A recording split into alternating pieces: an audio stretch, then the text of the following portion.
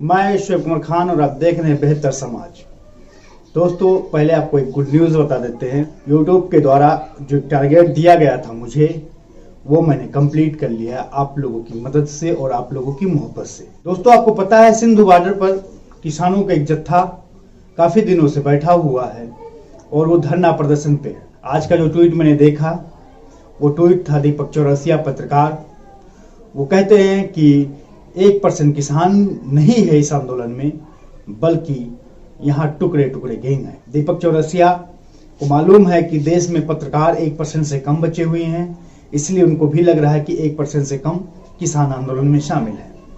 हालांकि जो देशवासी हैं, जो देश के चाहने वाले हैं, जो किसानों के हमदर्द हैं, उन्हें हर पंक्ति हर लाइन में किसान के सिवाय बाकी कोई और नजर नहीं आ रहा है। किसानों ने अपने इस आंदोलन को मजबूत बनाने के लिए और पारदर्शिता रखने के लिए राजनीतिक संगठन और पार्टियों को दूर कर रखा है, क्योंकि इनका मकसद है अपनी वजूद को बचाना।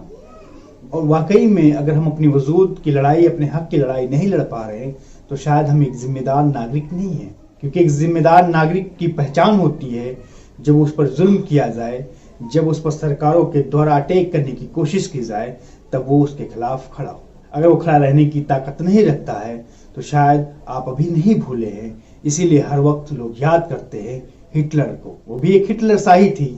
वहाँ अलग अलग तरीके के लोग थे। Nazi propaganda minister Joseph Goebbels भी थे, जो कहते थे let me control the media and I will turn any nation into a heart of peace. Nazi propaganda minister Joseph Goebbels इस वाक्य में ये कहना चाहते हैं कि अगर मुझे किसी राष्ट्र की मीडिया पर कंट्रोल मिल जाए, तो मैं वहां के लोगों को सुअर के झुंड में तब्दील कर दूं। शायद यही कवायद, यही तरीका भारत में अपनाया जा रहा है। शायद भूल चुके हैं लोग कि सत्ता बदलती रहती है, यहाँ आप हुकूमत ताउम्र नहीं कर सकते। लेकिन जो किसान 2013 में, जो छात्र युवा नौजवान 2013 में, जो बेरोजगार 2013 में सड़कों पर थे, आज वो फिर दोबारा सड़कों पर निकलने को मजबूर है। जब वो 2013 में प्रदर्शन कर रहे थे, तब जाकर कांग्रेस की सरकार गिरी थी और भाजपा की सरकार आई थी नई उम्मीदों के साथ, अच्छे दिन के साथ, अच्छे सपनों के साथ। लेकिन वो सपना ना तो किसान का पूरा हुआ, ना तो छात्र का पूरा हुआ, और ना ही वो सपना किसी बेरोजगार का पूरा हुआ। आपने न्यूज के माध्यम से देखा ही होगा, 75 लाख बंगाल में नौकरियों का ऐलान किया जा चुका है। ठीक उसी प्रकार जिस प्रकार 19 लाख नौकरी का ऐलान बिहार में किया गया था। बिहार में दोस्तों ज्वाइनिंग स्टार्ट है। किसी भी राज्य से, किसी भी प्रदेश से, किसी भी धर्म, किसी भी जाति के लोग जाकर ज्वाइनिंग ले सकते हैं। लेकिन एक शर्त है, ज्वाइनिंग लेटर उन्हीं को मिलेगा जिनके अकाउंट में 15 लाख रुपये आए थे।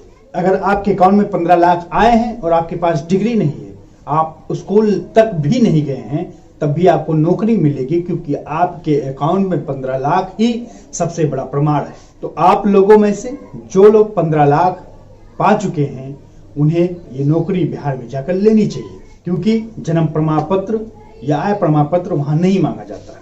वहीं सोशल अकाउंट पर लोग अलग अलग तरीके का प्रतिक्रिया देते हुए नजर आ रहे हैं। एक प्रतिक्रिया काफी ज्यादा चर्चित है, वो गुंजा दीदी के नाम से चर्चित है।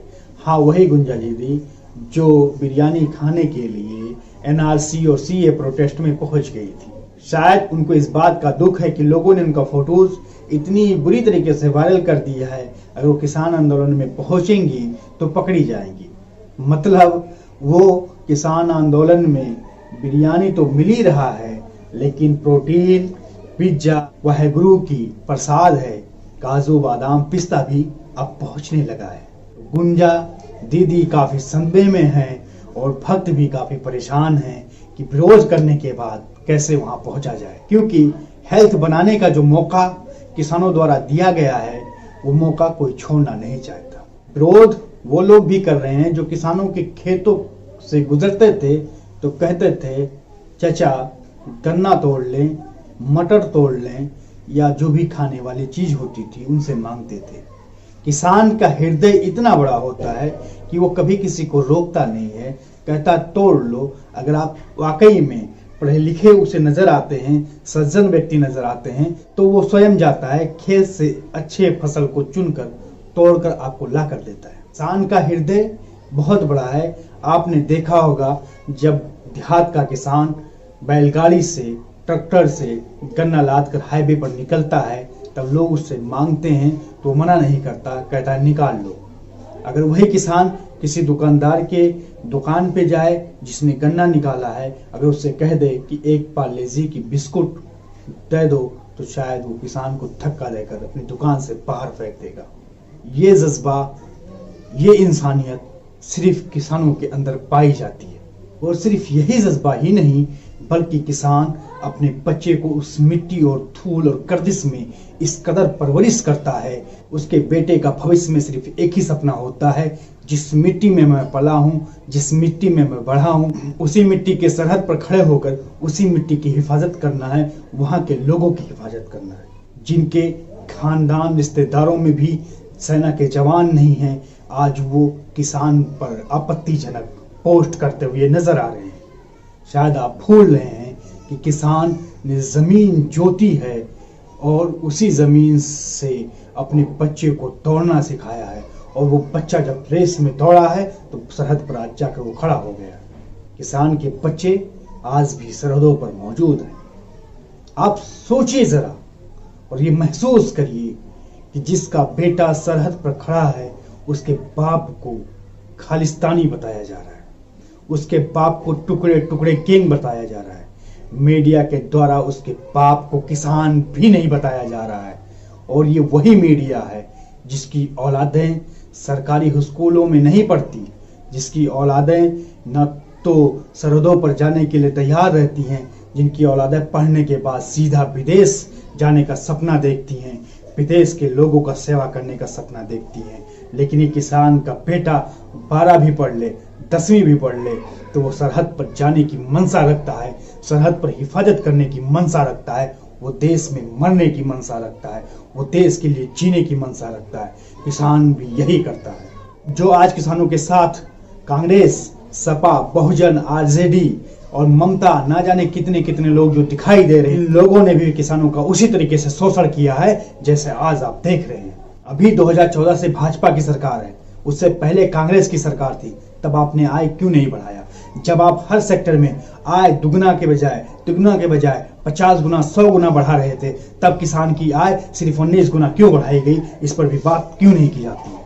मतलब सिर्फ यही है सरकारों का मकसद कि किसान को उसकी जमीन से बेदखल कर दिया जाए, किसान को उसकी जमीन को छीन लिया जाए, किसान को खेती से दूर करके शहरों में लाया जाए और उनसे गधा मजूरी कराया जाए।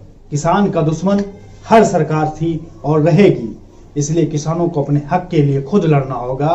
दोस्तों, आइए समाज को बेहतर बनाते हैं, किसानों की आवाज बनते हैं, इस आंदोलन का समर्थन करते हैं, किसानों के साथ खड़े होते हैं। जिस भी माध्यम से किसानों की आवाज उठाने की हमारे अंदर क्षमता है, उस माध्यम से हम किसानों की आवाज को उठाते रहें। जय हिंद, जय जवान, जय किसान। दोस्तों, तब तक आप बने रहें YouTube चैनल बेहतर समाज।